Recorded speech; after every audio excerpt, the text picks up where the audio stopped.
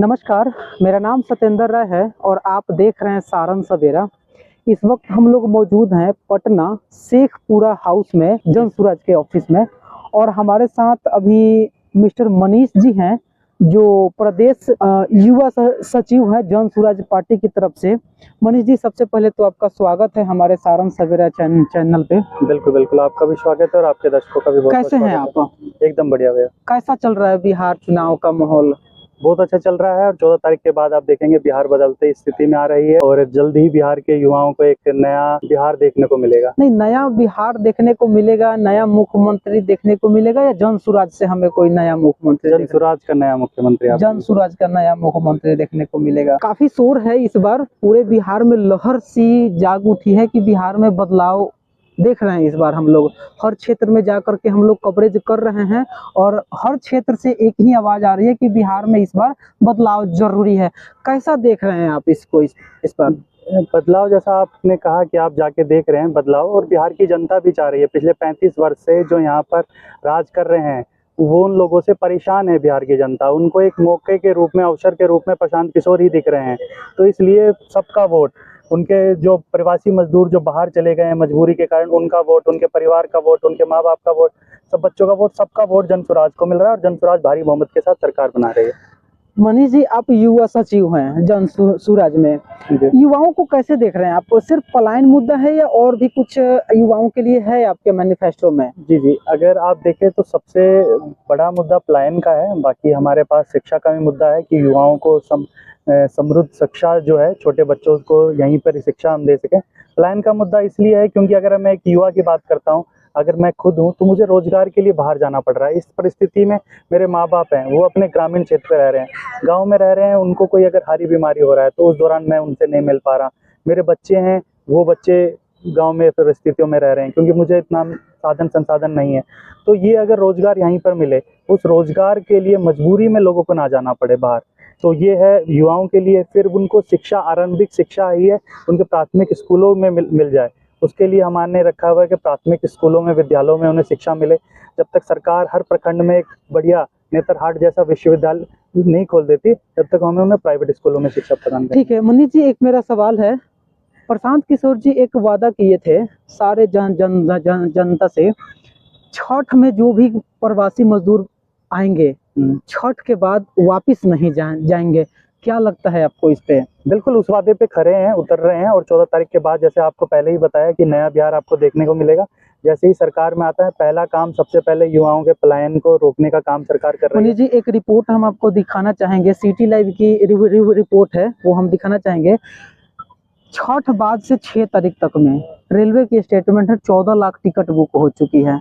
क्या कहिएगा? हम पलायन एक तरफ रोकने की बात कर रहे हैं, दूसरी तरफ लोग खुद पलायन करने के लिए मजबूर हैं और पलायन करने जा रहे हैं। जैसे आपने बताया ना, मजबूर हैं, उनको 8-10 हज़ार की बेसिक रिक्वायरमेंट के लिए तरसाया जा रहा है यहाँ की गवर्नमेंट ने। आप देखें कि 400 रुपए बुजुर्गों को पेंशन मिलता है। इतनी जल्दी जैसे प्रशांत जी ने वायदे कर लिए कि हम छठ बाद यहीं पे कोई हम अरेंजमेंट करेंगे कि पलायन रुक जाए, उनको यहाँ से रोजगार मिले, इतनी जल्दी कैसे व्यवस्था, कैसे संभव है ये? क्या ये लोगों को गुमराह किया जा रहा है या वाकई में हम इस धरातल पे काम कर रहे हैं? सरकार की इच्छा शक्ति करती है, प्रदर्शित करती है। अगर आप देखो, आज से पहले की सरकारों ने पलायन को रोकने के लिए कोई मजबूत कदम ही नहीं उठाए हैं।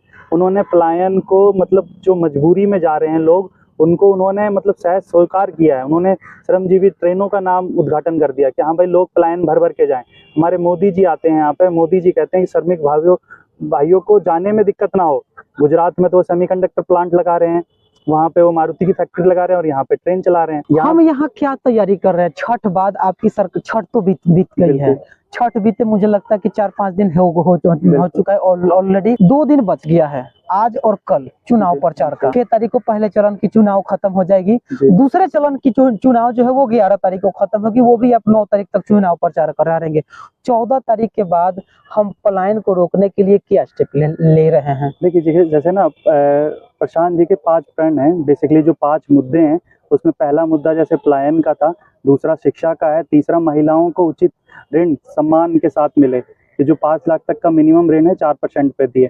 चौथा है कि हमारा जो किसान परिवार है उनको मनरेगा के माध्यम से हम मजदूर दें, तो बहुत से अगर आप देखेंगे 8-10 हज़ार 15 हज़ार तक की नौकरी उनको मनरेगा के माध्यम से किसान को मिल जाएगा और किसानों को मजदूर मिल जाएंगे। तो इससे बहुत से पलायन को रोकने में सहायता मिलेगी। मनीष जी, मेरे बात को आप या तो समझ नहीं पा रहे हो या आप बता नहीं पा रहे। मैं ये कह रहा हूँ कि हम इतनी जल्दी, जैसे हमने वादा कर लिया कि हम 14 तारीख के बाद हम किसी को जाने नहीं देंगे, उसके लिए हम क्या कर रहे हैं कि 14 तारीख के बाद प्रवासी ना आ जाए। के लिए एक बोला कि इंफ्रास्ट्रक्चर को क्रिएट करने पे आप रोजगार कैसे पैदा करेंगे? इतनी जल्दी इंफ्रास्ट्रक्चर आपको लगता है हम ठीक कर लेंगे? प्लान आपको बता रहे हैं ना हम, ऐसे तो हम बात नहीं कर रहे कि 1 करोड़ नौकरी लगा देंगे हम आपको क्या प्लान बता रहे हैं कि हम महिलाओं को यहाँ पर ऋण दे रहे हैं। केवल 10 हज़ार रुपए का हम वो नहीं दे रहे हैं, उनको सम्मानजनक ऋण दे रहे हैं कि वो उससे व्यापार कर सके। ठीक है। दूसरा, हम किसानों को मनरेगा से का सुविधा दे रहे हैं। आप मनरेगा का आज के डेट में देखिए, जेसीबी के माध्यम से खुदाई हो जाती है और मनरेगा का पैसा चला जाता है। हम उनको किसानों को दे रहे हैं, मजदूर प्रोवाइड कर रहे हैं जो 8-10 हज़ार रुपए में, आपको पता है कि वो मजदूरी करने के लिए बाहर जा रहे हैं, तो किसानों को मनरेगा के माध्यम से जोड़ा जाएगा। तो इससे किसानों को भी फायदा होगा, उनकी भी आय डबल होगी, प्लस जो मजदूर बाहर जा रहे हैं मजदूरी करने के लिए वो यहीं पर मजदूरी करेंगे, तो 8-10 हज़ार के माध्यम से उनको यहीं पर रोजी रोजगार मिल जाएगा। ठीक है, इस पे हम एक चीज और एड ऑन करना चाहेंगे और मुझे उम्मीद है आप इस पे बखूबी जवाब देंगे। युवाओं का ये विचार है, क्योंकि हम लोग फील्ड में रहते हैं, युवाओं से बात होती है। बात ये है कि अपने यहाँ इंडस्ट्रीज है नहीं, बिल्कुल नहीं है। एक बरौनी छोड़ करके, बरौनी में थोड़ा बहुत इंडस्ट्रियल एरिया है लेकिन वो भी सफिशिएंट नहीं है। यदि देखा जाए तो हम अपने बिहार की पॉपुलेशन के हिसाब से बात करें तो हर डिस्ट्रिक्ट से पलायन करने वाले लोग हैं, हर कस्बे से, हर मोहल्ले से, गांव से लोग पलायन करने वाले हैं। क्या 14 तारीख के बाद हम किसी इंडस्ट्रियल जो भी कारोबारी हैं, इंडस्ट्रीज लगाने के बारे में कोई जगह हमने चिन्हित कर रखा हो कि हमें यहाँ पे इंडस्ट्रीज लगाना, पहले से हम प्लान कर रहे हो, या अचानक से ये सब देखा जाएगा जब सरकार बन जाएगा? नहीं, देखिए, हमने प्रशांत जी का जो पहले से है कि हम इंडस्ट्री में नहीं उतना जल्दी, क्योंकि इंडस्ट्री को लगाने में टाइम लगता है। हम छोटे छोटे लघु उद्योग, कुटीर उद्योग की बात कर रहे हैं।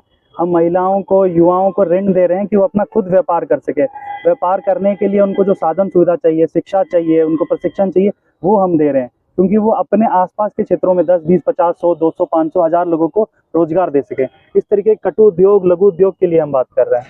ठीक है, थोड़ा सा आप एक चीज पे हमें जवाब दे दीजिए।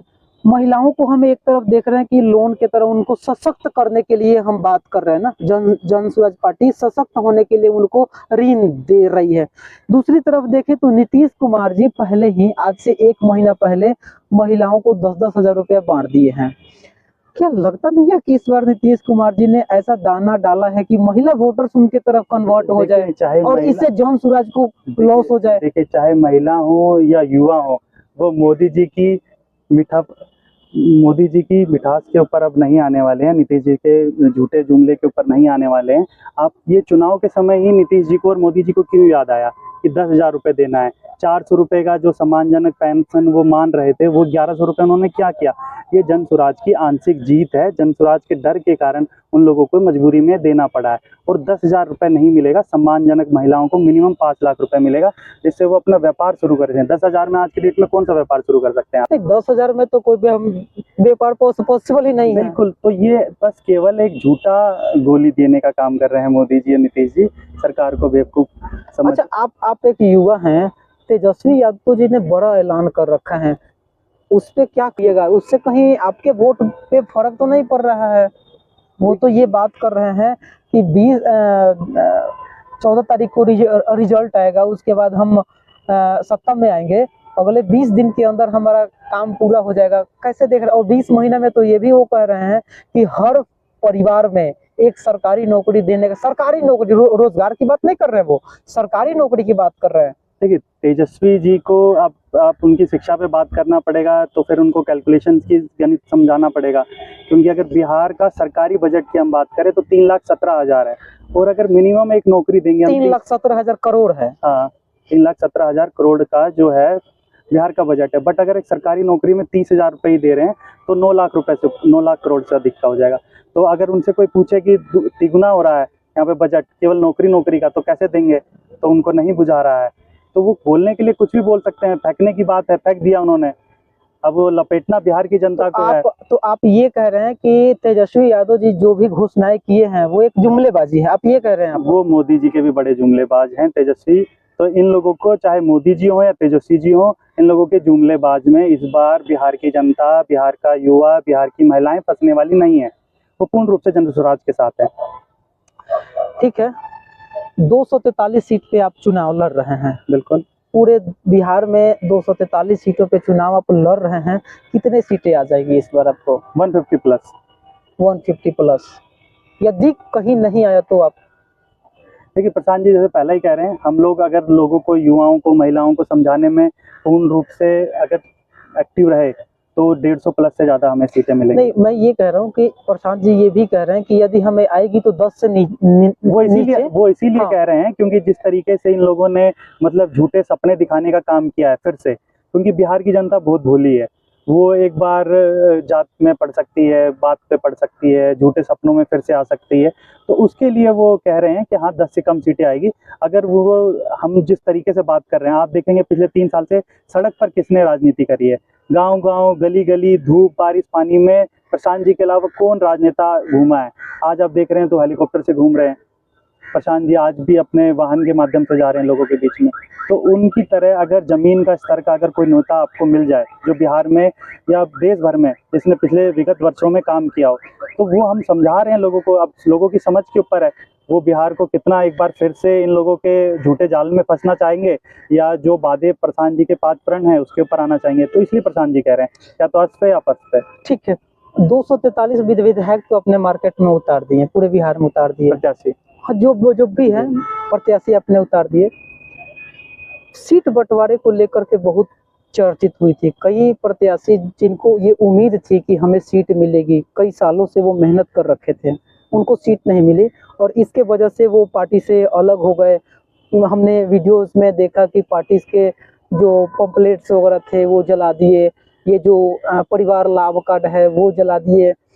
तो कैसे देख रहे हैं, कहीं ऐसा तो नहीं है कि उनको टिकट नहीं मिलने से वो जनता में कुछ भड़काऊ बयान दिए या भड़काऊ कुछ किए, उससे आपको कोई देखिए अपेक्षा एक नई पार्टी थी, सभी लोगों ने अपेक्षा करी थी कि सब लोगों को टिकट मिले, सब लोग विधायक प्रत्याशी हो। बट जैसे प्रशांत जी ने पहले भी कहा था कि सब लोगों को टिकट नहीं मिल सकती, इनमें से कुछ लोगों को मिलेगा, तो उनमें से वैसा ही किया गया। बाकी आप देखेंगे तो अन्य प्रत्याशियों ने तो जिस तरीके से कपड़े फाड़े हैं एक दूसरे के, कुर्सियां चलाई हैं, उस तरीके का कुछ ऐसा माहौल नहीं आया। बिहार बदलने के लिए लोग आए थे, सब लोग मिलजुल कर बिहार बदलने की बात कर रहे हैं। चलिए एक लास्ट सवाल लेंगे हम और उसके बाद इंटरव्यू समाप्त कर रहेंगे। जंगल राज की संज्ञा बिहार को बहुत दशकों से दी जाती है, क्या लगता है आपको जंगल राज अब है या पहले था? कैसे देख, क्योंकि अभी आप देख देखिए मोकामा में मर्डर हुआ है, आपके पार्टी के ही समर्थक वो भी थे ना? बिल्कुल। तो कैसे देख रहे हैं आप इसको? देखिए जैसे पहले का जो जंगल राज था वो जंगल राज 1 था, जिसमें पूरा अपराधियों को खुली छूट मिली हुई थी। अभी जंगल राज 2.0 चल रहा है। नीतीश जी का पहला जो 5 साल था वो बहुत बढ़िया था, 5 साल थोड़ा सा उन्होंने कम काम किया, और पिछले अभी 10 साल से वो मिली जुली सरकारों के कारण जिस तरीके से काम कर रहे हैं वो बिहार की जनता, बिहार के युवाओं, बिहार की महिलाओं पे बहुत भारी पड़ रहा है। इस 10 सालों में कुछ काम नहीं हुआ है। जो जंगल राज की अपराधी लोग जो छिप गए थे, जो किसी कारण से दब रहे थे, उन्हें पुनः जीवन दान देने का काम नीति सरकार कर रही है। इसके कारण से आपको जंगल राज 2.02 देखने को मिल रहा है। इसको जैसे ही हमारी सरकार आएगी इसको सबसे पहले खत्म किया जाएगा। रोजगार के विषय पे बात होगी, शिक्षा के बात होगी, बिहार को पुणे शिक्षा का केंद्र बनाया जाएगा। मान सम्मान बिहारियों का फिर से पुणे जागृत होगा। देश के स्तर पर, पटल पर बिहार का नाम हमारा पूर्ण है कि तो बिहार के 10 राज्यों में हम आगामी 10 वर्षों में लाएं। सम्राट चौधरी कैसे देख रहे हैं आप इनको? अपराधी हैं, खुद को तो नहीं मान रहे हैं। खुद को कैसे बोलेंगे वो? उन्होंने तो अपनी शिक्षा भी आज तक नहीं बताई कि क्या पढ़े लिखे हैं। अगर मैं आपसे पूछूं कि आपने ये मास कम्युनिकेशन किया है या फिर कैसे किया है तो आप बताएंगे ना कि कौन से साल में किया है? हमसे पूछिए तो हम तो बात। हाँ तो आप सीधा बताएंगे। आप ऐसे तो नहीं बोलेंगे कि हाँ हमारे ऑफिस में जाके देखिएगा कि हमारा हाफिडेविट में है। नहीं, हाफिडेविट वाला बयान उनका बड़ा चर्चित में था, तो आप बताएगा ना। पीएफसी कोर्स उन्होंने किया है, वो बता रहे हैं वो कोर्स किए हैं, उसमें उनसे क्या पूछा जा रहा है सवाल कि वो 10वीं का पास किए हैं? कोर्स आप किसी चीज का कर देते हैं, कंप्यूटर का कोर्स होता है 6 महीने का, 3 महीने का, तो वो डिग्री नहीं होती है ना। आपका 5वीं का, 8वीं का, 10वीं का कोई एक कोर्स होता है कि आप बाहर से जाके कोई 1 महीने का कोर्स कर लिए तो हो गया आपका डिग्री। क्या लगता है इस बार सम्राट चौधरी को या एनडीए गठबंधन को पूरी तरह बिहार की जनता नकार चुकी है? सम्राट चौधरी और जिन लोगों का आप ले रहे हैं ये बीजेपी के तो है ही नहीं। आज की डेट में जो बीजेपी करण है वो पूरा आरजेडी का हो चुका है। बीजेपी करण आरजेडी करण है आज की डेट में। आप सीधा सा बात अब करें, बिहार में प्रमुख सबसे बड़ा नेता पार्टी बोल- किसको मानते हैं? मनीष जी, आप ये बताइएगा, आप युवा हैं, प्रशांत जी भी युवा हैं, तेजस्वी जी भी युवा हैं, किसको देख रहे हैं आप बिहार के भविष्य? और बिहार में मैं ये कह रहा हूँ कि बड़ा पार्टी कौन है, किसके तरफ? प्रशांत जी चांदी का चम्मच लेके पैदा नहीं हुए हैं, वो यहीं पे बिहार में पैदा हुए हैं, एक मध्यम वर्गीय परिवार में पैदा हुए हैं। उन्होंने अपने स्तर पर जो भी चीज अर्जित करा अपने स्तर पर करा है। तेजस्वी यादव ने वो संघर्ष ही नहीं करा है। उनको अगर पैदल चलने के लिए मौका मिल जाता है वो पैदल चलते चलते बेचारे बीमार हो जाते हैं, उनसे चला नहीं जाता है, वो वैन में चल रहे हैं। प्रशांत जी पिछले 3 सालों से गली गली हर पद यात्रा कर रहे हैं। तो आप ये कह रहे हैं कि तेजस्वी जी मतलब कि परिश्रम नहीं कर रहे हैं? क्या परिश्रम कर रहे हैं? चांदी का चम्मच लेकर पैदा हुए हैं, कितना परिश्रम कर रहे हैं? वो हेलीकॉप्टर से घूम रहे हैं। प्रशांत जी आज की डेट में भी आप देखिए वो गली गली घूम रहे हैं। चलिए, बहुत बहुत धन्यवाद। और आपने हर सवाल का बखूबी उत्तर दिया, बड़े आसानी से, बहुत बढ़िया से उत्तर दिया आपने। और 2 दिन है, कुछ जनता से अपील करना चाहेंगे आप? देखिए, बिहार की जनता इस बार पूर्ण रूप से समझ रही है। पिछले 35 साल से बिहार की जनताओं को मूर्ख बनाने का काम कर रही है, जो सत्ता पक्ष में और विपक्ष में। इस बार बिहार की जनता के पास एक मजबूत विकल्प के रूप में जनसुराज आ रहा है। जनसुराज को भारी मतों से सभी लोग जिताने का प्रयास कर रहे हैं। आप लोग भी इसमें शामिल हों। बहुत बहुत धन्यवाद।